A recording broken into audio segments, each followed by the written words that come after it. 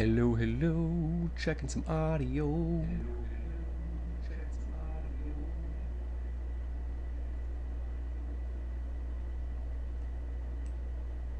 Check.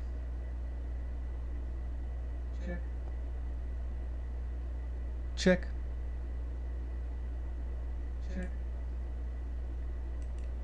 Check.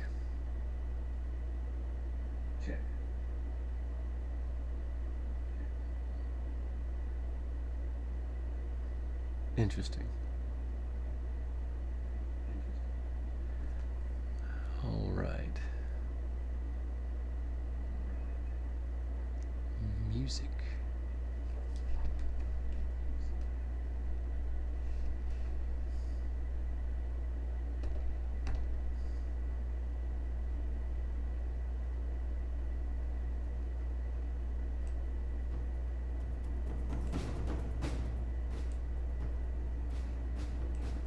Check, check.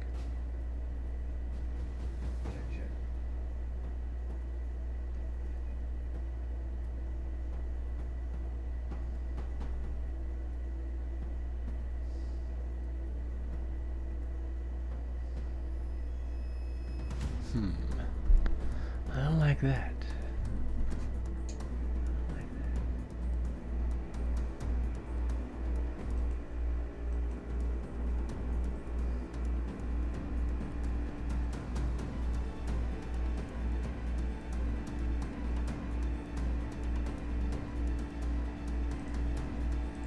Check.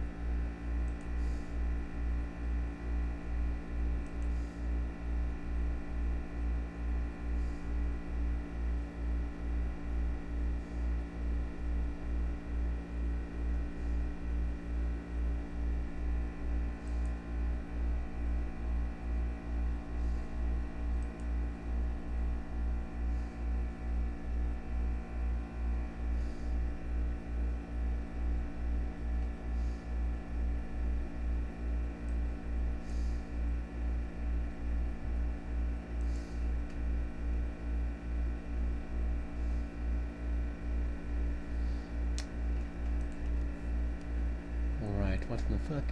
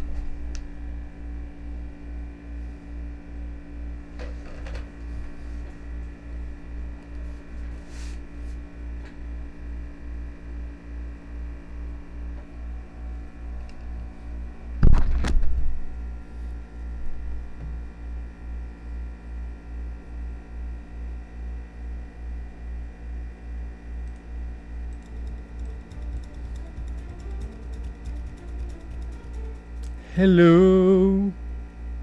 All right.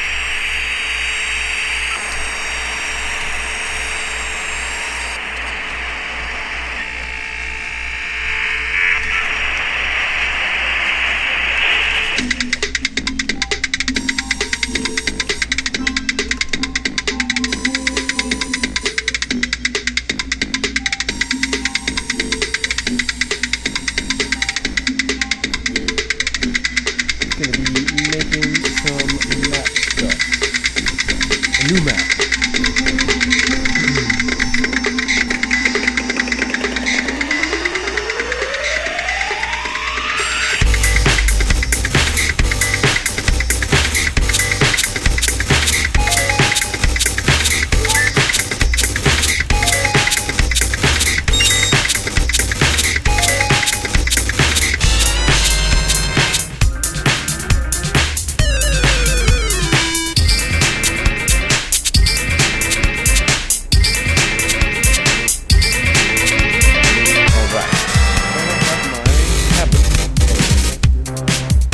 Laptop man, a lot easier with that, but that's okay. We're gonna do this. Doesn't really matter for now. We're just gonna be doing the basic line, and yeah, using incarnate. If it's not familiar, be able to see overlays.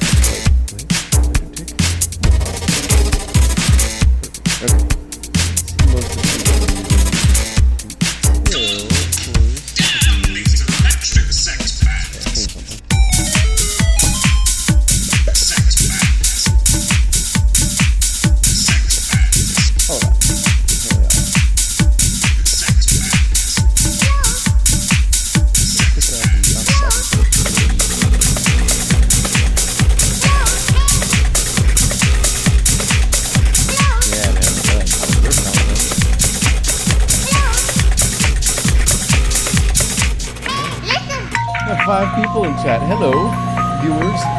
I'm just jumping on, working on some maps, tinkering with sound and audio. Feel free to let me know if mic sounds good, music volume is okay, or yeah. Today I am working on a map. Starting to try to produce micro content. I tend to think too big in terms of like producing it. People that it's gonna get out in time for people to buy it. Oh, thanks, Sal. Oh yeah.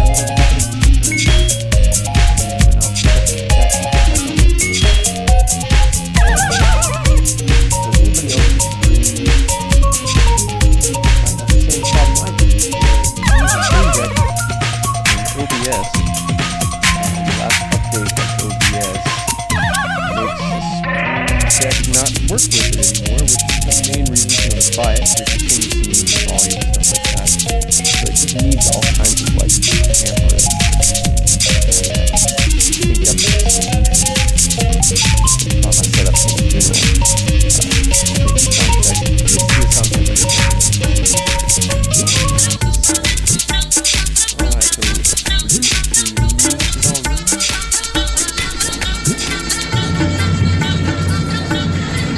Eyeball tells me it's about 40%.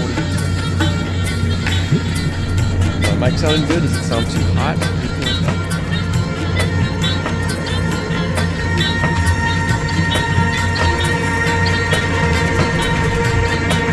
So, yeah, so back to what I was saying about producing smaller content.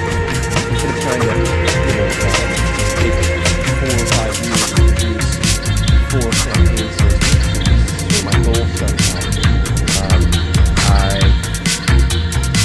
I'm starting to focus on some other things. A couple of the games, some of the games that I run are older edition modules, like first or second edition. Revamp and updated, make new maps, add some new content, but still bring like the sort of survival horror element of like the original of those movies into the heroic, kick-ass sort of character version of like the modern fighting. And I like both, but I tend to like to have my cake and eat it too. So yeah. Anyway, that's a long-winded way of saying I'm working on smaller content. So I'm working on some conversion guides and DM guides. There's some older modules on them. I'm starting with Palace of the Silver Princess. It's a really old and like oddly controversial module where it was like almost immediately taken out of print and very few people got their hands on them. So it was pulled off the bookstore shelves and the new version quickly put out. For a few different reasons that were given, but it's a really cool, like very small area inside a palace, and it's not quite like, it's the really tough, like survival horror scenario. So since I've been doing all this, I figured I'd need more package stuff down to conversion and DM guides. Complete with whatever homebrew content I've added and homebrew lore and stories and stuff, which I can't help but like add all this extra content to anything that I do. Yay, ADHD. It works for me in this case because it's my players like that. But I've been trying to think, not smaller in the overall sense, but like I've been trying to think, like scale my goals down.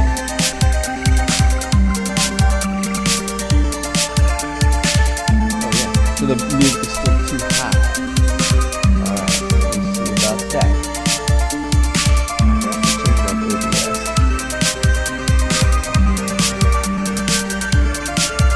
Oh weird, it's coming through.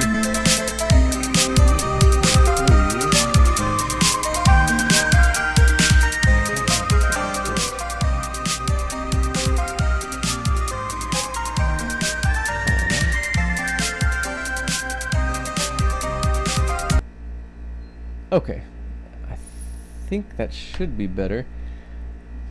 Yeah, there was another track playing. Another OBS scene. I don't use this screen very much, this layout. So, yeah. Hopefully there should be some music coming in at a more reasonable volume now.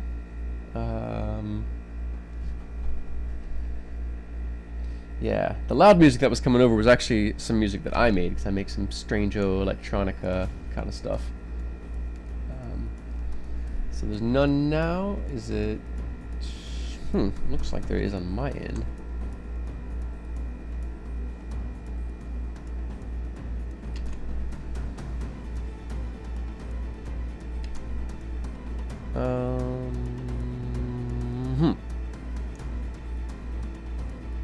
For some reason, this is not coming through.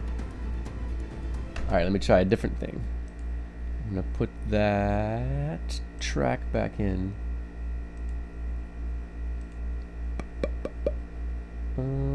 Oh goodness, yeah, this is like one of the first pieces of music I made. Just a bunch of geeky stuff that I liked all put together. Where'd it go? Now I'm distracting myself. This is my staring face. Where'd it go? Man.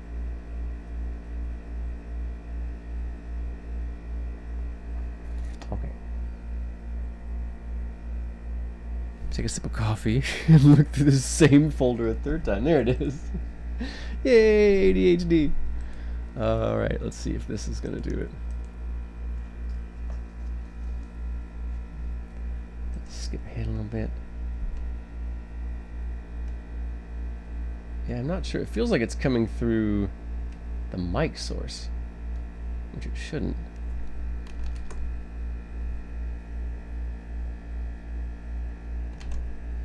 Oh yeah.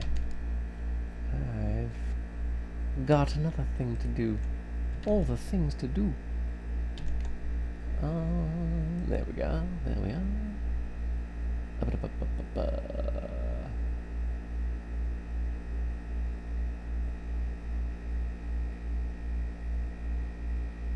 Aha. Let me find a new place for this.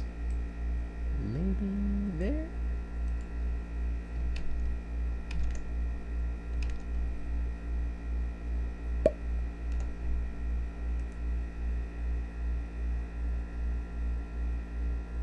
Alright. Can you hear any music now? He says, a doubtful tone in his voice. My thoughts are probably not.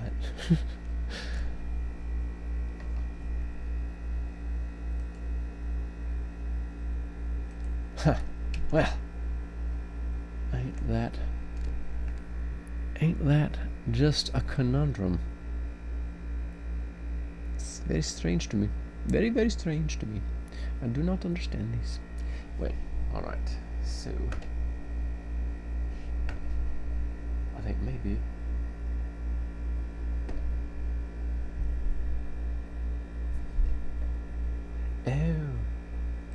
Alright, I got this.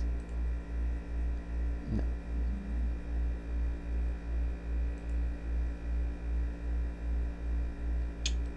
Yeah. Okay. It'll take me a moment to find it again in a different folder with a different program. Then I'm gonna play it for you.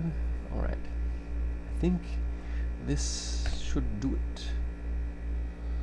Now. Interesting. I don't.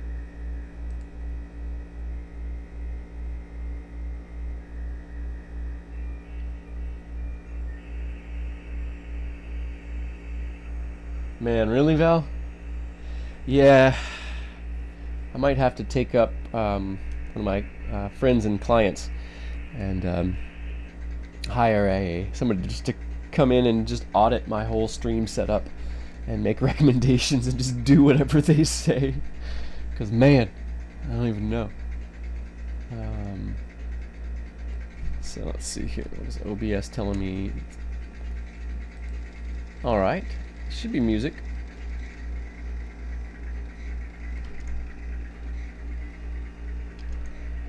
Yeah.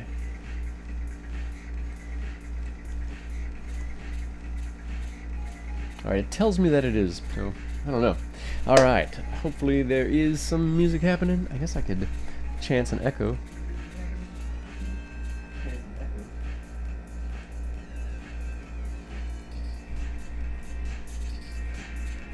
Alright, just let me know if it's too loud for my voice.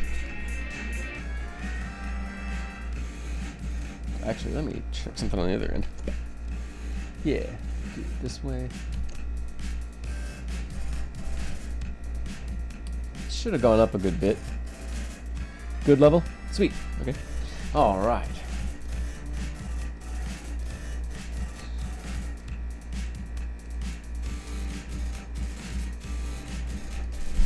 Alright, so yeah, so I'm working on some maps today. A particular map. There is a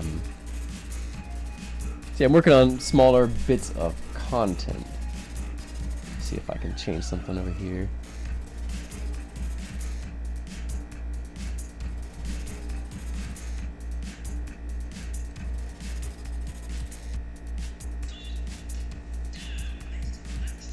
Now, let me know if it goes down when I do this. The music goes away. Somebody let me know.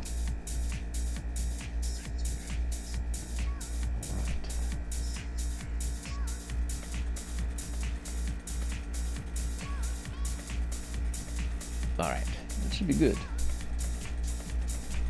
So yeah, working on some micro content to put out there for people to play. Trying to scale things back. So I've been finding like key moments in different campaigns that the players continue to like rave about and refer back to, and work on sort of just homing in and laser focusing on those and polish them up. So like a simple one map, a simple few paragraphs of description, and then probably a few pages of the basic setup, the basic goals of the NPCs and the other people in the scenario, what they might do depending on what the other players do, which I think is something missing from a lot of GM guides and modules. Like, well, the players did this, now I'm screwed, I'm totally off, and there's, I just have to wing it, which is great. That's something GMs are, I think, that's what makes a good GM, is being able to wing it. But having some of your swing points in a story or a campaign or just a scenario not exhaustively mapped out, because it's impossible to, but just have it a little bit, a few things here and there, like, and so put some of that in there so players can kind of look at, see the basic setup, know and understand where all the NPCs start, what they're all trying to do, what they will do based on some likely things that the players will do. And then at the end, have any special magical items, NPCs, and that sort of things in there. But sort of, step by step and room by room, where there's different traps and things like that. So what I'm working on today is actually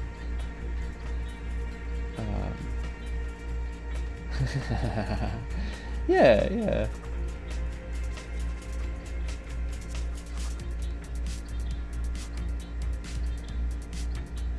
Huh.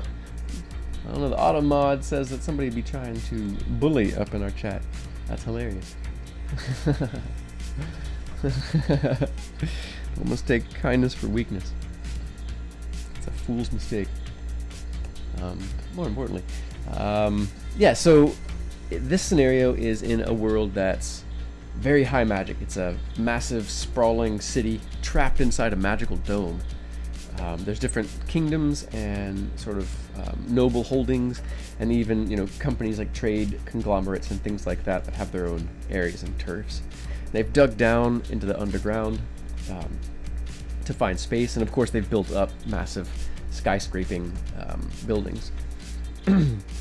But it's sort of based on maybe Victorian era tech, with of course magic and the engineering and feats that might go with that. So there's no like glass and steel skyscrapers, but imagine Gothic cathedrals, Renaissance palaces, and things like that, built much larger, built in impossible ways. And it's a very crowded world. There are lots and lots of people in it. It's the one of the worlds that I run, where you can be any ancestry, any class, anything. It's anything goes. I boost people with a free feat at first level and stuff like that.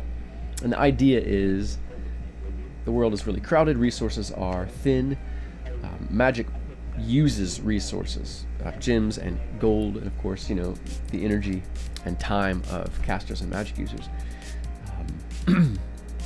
Over time, in the delving down, they found that the ways became very, very strange, and like gravity and fluid dynamics and all sorts of things would just work differently, and in some places even magic would work differently. they found like 6 different regions that were all different and had their own sort of sets of rules. And they found that there were other species and other intelligent life and such down there. And began delving down and exploring. And they basically found a new resource, a new place to get magical items and gems and gold and such from these, well, everything that came up from beneath. All sorts of other species eventually worked their way up into the city and were able to sort of join the society. But others, they're too warlike or just too different, where they can't seem to work with the civilized people of the city of Nangalath. Anyway, long story short, it is a city for adventurers. There are many, many, many different regions of the Under that are not very well understood. But they've been sort of explored and categorized to some degree over time. And so a delving guild has popped up that has pooled and gathered information about it and has colleges where they train adventurers. These people are pretty important. So they're like a combination of celebrity bounty hunter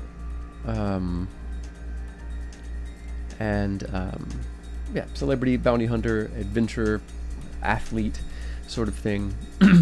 And as they kind of come up, they'll get hired or they'll contract with other factions or noble houses, either to delve in their name to bring glory to that faction or group, or just for specific goals that house or faction might have. Just roughly outlining some of my rooms and chambers in what is a Kobold Warrens.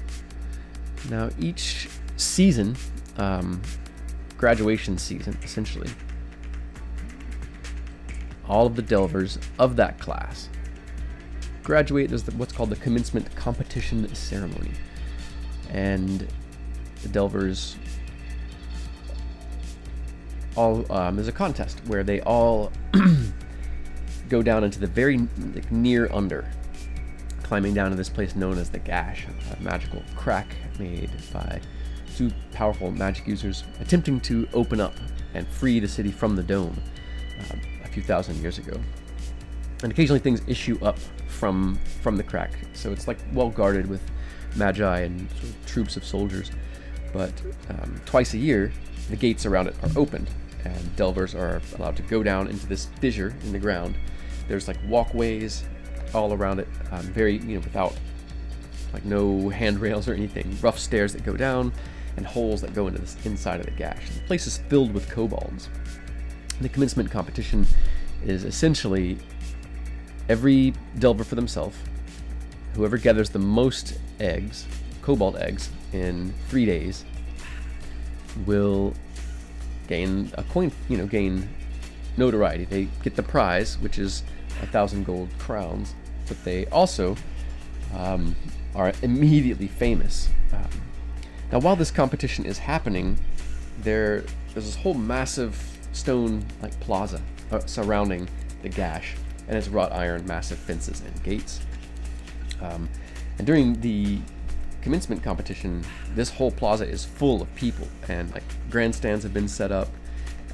There are stalls and booths and blankets and people walking around hawking wares, mostly food and drink and such like that. And basically magic eyes move around through the Gash and through the tunnels and watch the delvers. There are illusory screens in the air sort of all around the Gash, and people on the grandstands watch these young delvers go down and try to fight kobolds and come back up.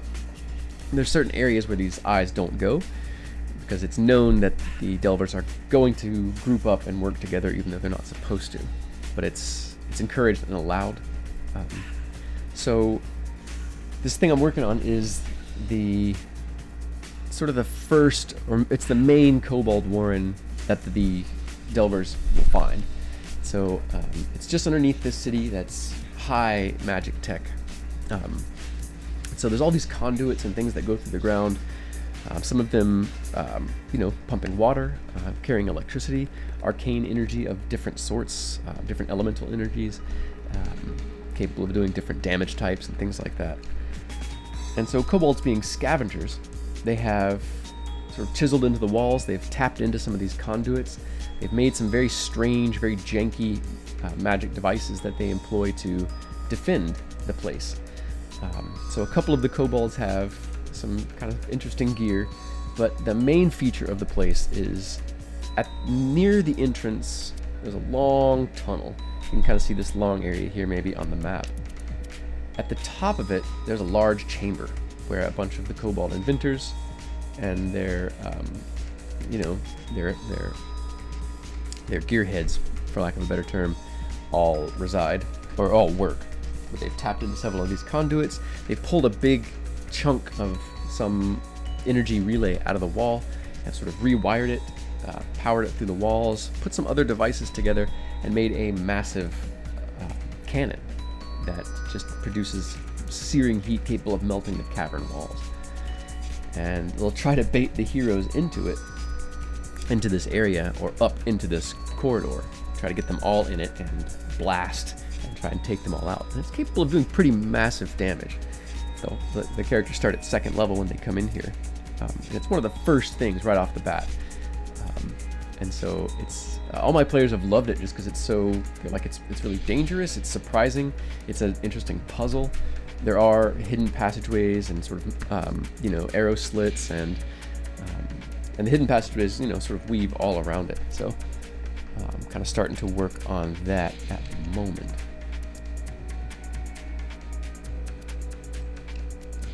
Oh, hi, Pompon.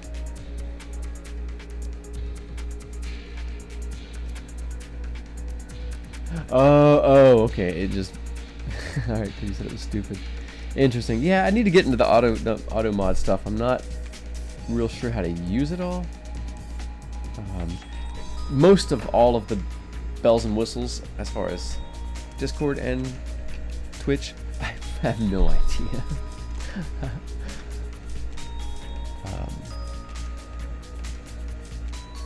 Yes, I'm just messing around here.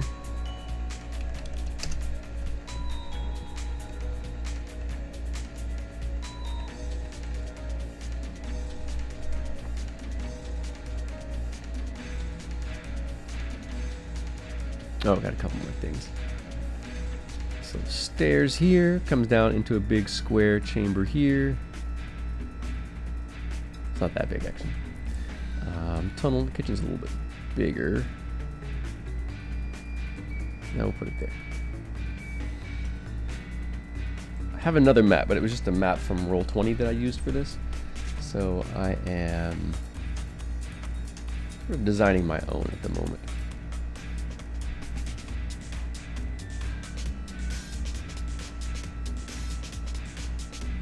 So this should bottleneck a bit here. Another chamber down here.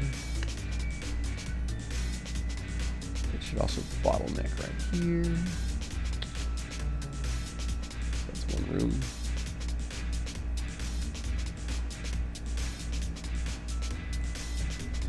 And do the secret tunnels in a different color. I'm just kind of laying this all out to give myself a guide. I'm sure these don't make sense. So entryway, stairs, foyer sort of entryway. The first intersection, big cannon's going to be up here shooting down. There's a big kitchen, there'll be some noise, and from the kitchens go to a lot of different places.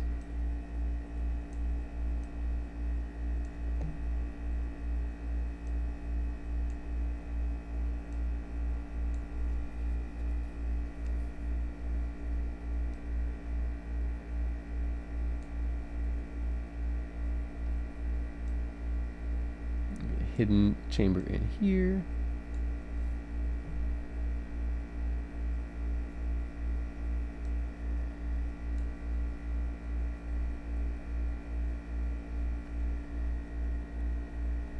And let's see here.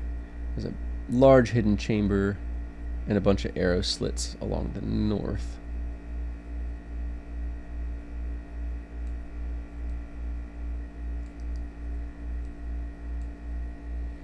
Now I'm gonna do, let's see here. Oh, this is gonna be my way because I put it on the top layer. Dang. That's alright. Programming some more music.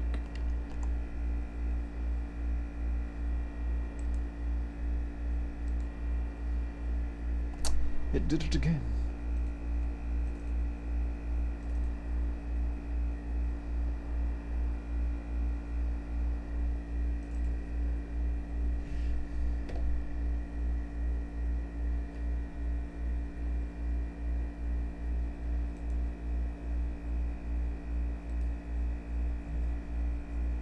Alright, let's see here. More music.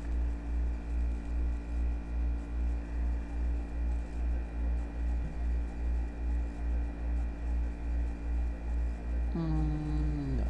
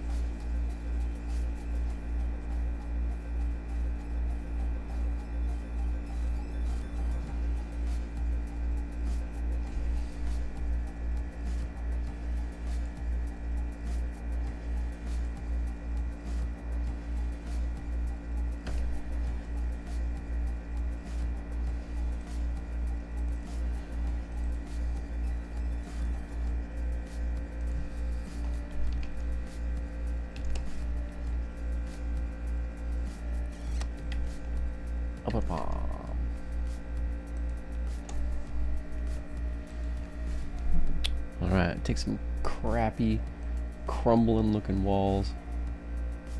And I'm just going to start slabbing this together.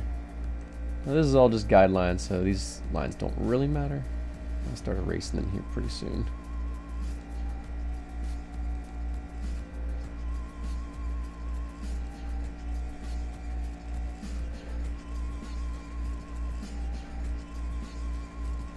Just rough guides.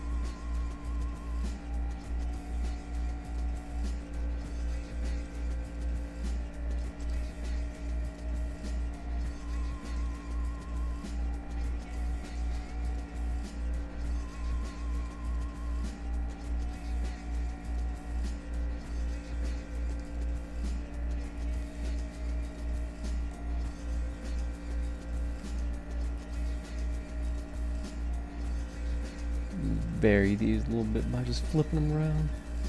Make it not look so samey. Oh yeah, that's all the way around. That's not helping at all. Yeah.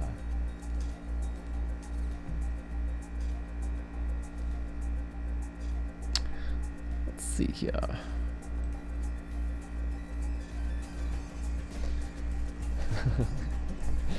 This looks like a mess, but this is my process.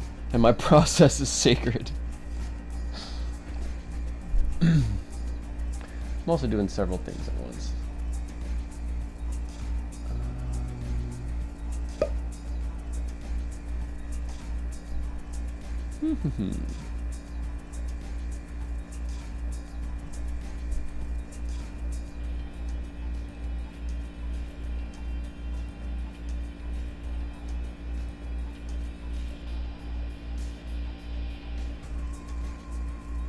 Yeah, and I'm not going to do all of these with these kind of blocks, because a lot of it, I want it to look rough. Incarnate added a bunch of sci-fi stuff. That's cool.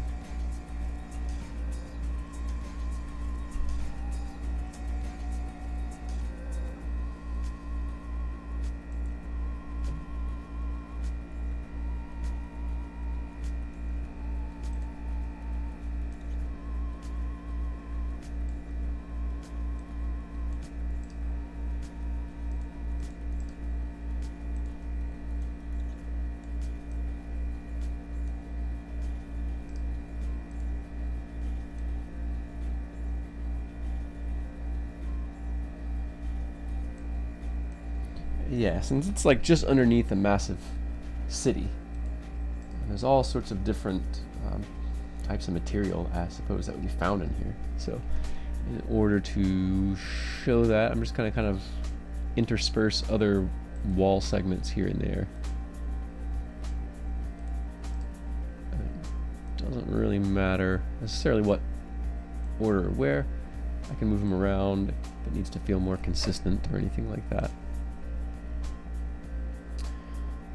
But one of the main things I was going to use is some rubble, because rubble's really easy to paint around and sort of draw a lot of your lines with.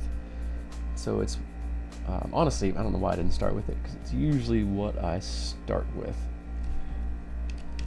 Rubble, rock, oh, rubble. That's not a thing. Let's find some good looking rubble. Yeah. All this looks like somebody drew it. Which is like somebody drew all of this. That's what's great about it. Alright. But I tend to like different art styles for my different games. There's a couple of games where I went almost entirely very realistic and sort of really grounded looking maps, even though they're fantastical and there's wild features.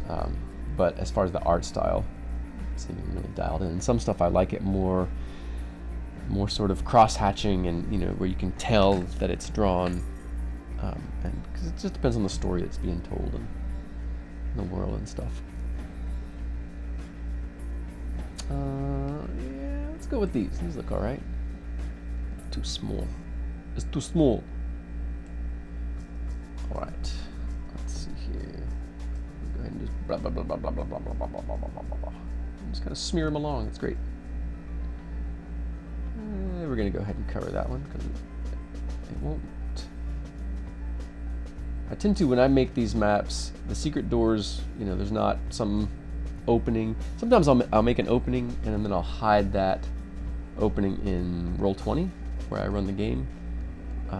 But a lot of times I'll just leave it where there's just a whole, there's just a solid wall, and I'll open up the map when my players discover that secret passageway. I don't know. I lean back and forth between giving my players clues on the map, like they're playing an old school RPG, like, oh, the wall looks funny here on the map, I want to explore that. It's like I go back and forth, and I can't often decide if I like it or not. It can be a fun idea, but it also seems like it's too easy. It makes it too easy for the players if they can just look at the map and figure something out. So I tend to have it a little bit, but not make it a reliable thing that players can track in my games. Yeah, we're listening to some really geeky 8-bit music that I made some years ago. And I love it.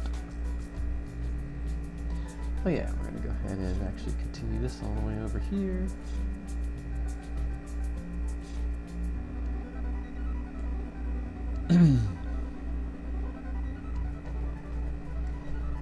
Soon this will start to look more coherent, I promise. Especially once I start erasing the guidelines off of everything.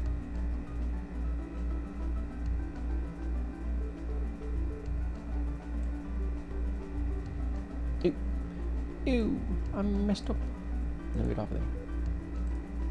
Get rid of a couple of these things over here. Man. Come on.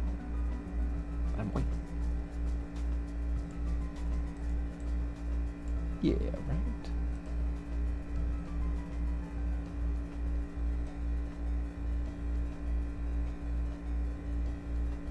Again, this would be easier with my tablet, drawing tablet.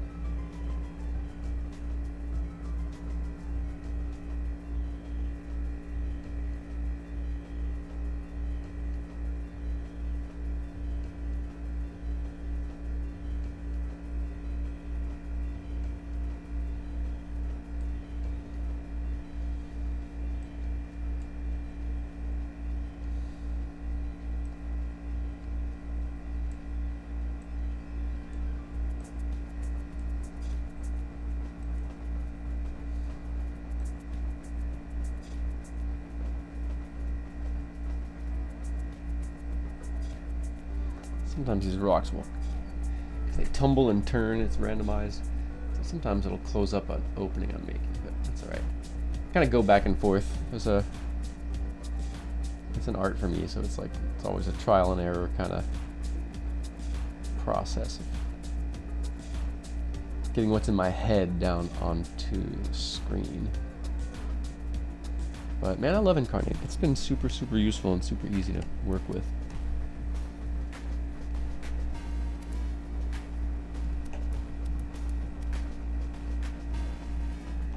Yeah. Well, I embrace and support your mad scientist, Val. I really do. It's one of the things I would say I support the most in you. Not to downplay emotional support and all that stuff, but man, I definitely support the mad scientist in you, bud. You know, you love to see that.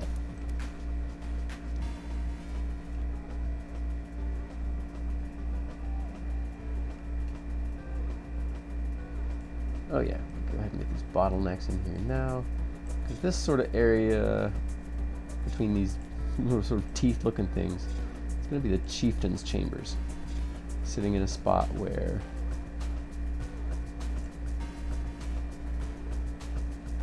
he's between everything outside and the eggs, which the egg chamber is going to be at the top right of the map. So we'll have to get all the way through it, get a bunch of eggs, and get out.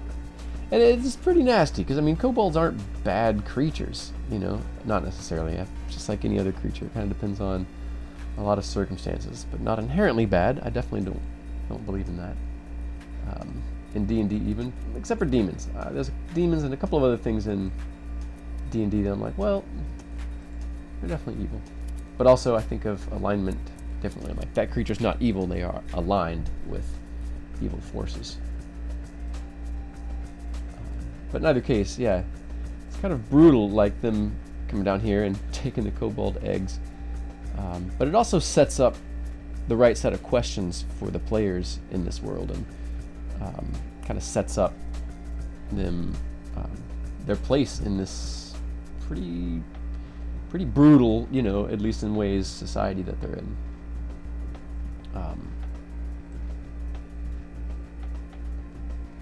Anyway, so they'll a lot of things to contend with. One of the kobold inventors basically has a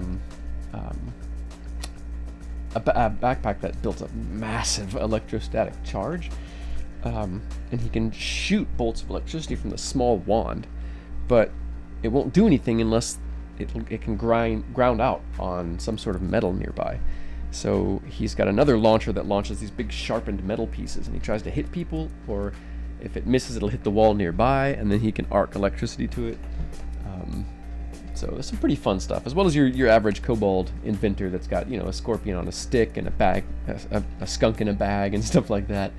They're actually, you know, scavenging in a highly magical world, so they've got some pretty intense stuff. I gave them some one-use magical items, but flavored them differently, you know.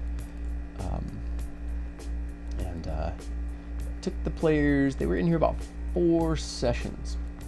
It was a big, just to the hilt dungeon crawl as their first introduction into this world. It's called the Dome and the Delvers too. It kind of sets up that the dome is, you know, everyone lives underneath this massive dome. And for a lot of people, there's only two things that are important, you know.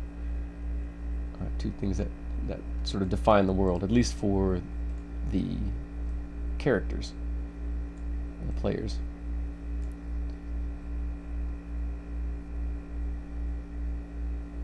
And a little short guy. This little short guy. Yes, uneven, kind of janky looking chamber. We'll take some more of these rocks. We'll drop the layer down and put it all behind this stuff.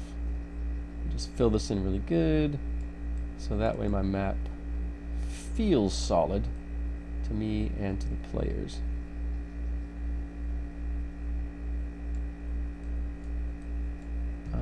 Yeah, fill this stuff in too down here. Maybe we'll make the size of this a little bit bigger though. Rocks is tiny. Alright. Probably about to bounce out here pretty soon. But for those of you that came to watch and hang out, and I honestly have no idea who all is here, but I appreciate y'all. Thanks for popping in and being curious. Yeah, if I don't know who all's in chat, I'm not good enough at Twitch to be able to tell. Please don't boomer me. But yeah, so for those of you who don't know, I'm DM Feanor. I'm a pro dungeon master. I've run games since I started playing, so since the early 90s. Anyway, I'm a pro DM now. I'm streaming a live stream game on Mondays. It's an original module called Goblin Stone, in which a massive stone full of goblins and other terrors drop down onto the unsuspecting city of Arabelle, ruining what was a very beautiful day and setting the survivors out on the path to be heroes. So it's a massive stone falls in the middle of the city, and the invasion begins from there. And yeah, so it's the player's job to survive and explore, get clues, save townsfolk, and get the townsfolk to make things for them, like healing potions and armor and stuff. And they start out with nothing. They start out in this square. They might have a dagger. It's market day. They're trying to shop and buy stuff, and just everything goes insane. Goblins run over the square, kill and kidnap people. And the players can like take weapons from the goblins, or they can take stuff from the shopkeepers who have either been kidnapped or killed, or maybe they're in the middle of defending their stall. And so it's pretty chaotic, and then it kind of like comes together, and the characters' backstories and motivations start kind of playing into it after the first session. But so that is me.